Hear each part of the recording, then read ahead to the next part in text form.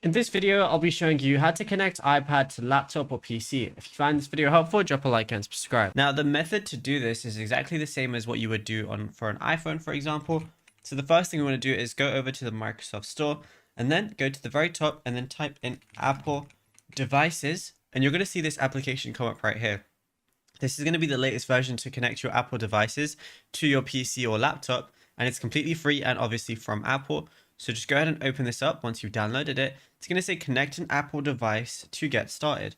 So what I want to go ahead and do is go over to my iPad, make sure it is unlocked, and then go ahead and connect my iPad via a USB-C cable to the PC. As you can see, the iPad is now connected. I can do a bunch of stuff with it and even update it if I want to, or I can, transfer files over from my iPad to PC or PC to my laptop, to my iPad as well. And yeah, it's as simple as that. Now, if you found this video helpful, be sure to drop a like and subscribe.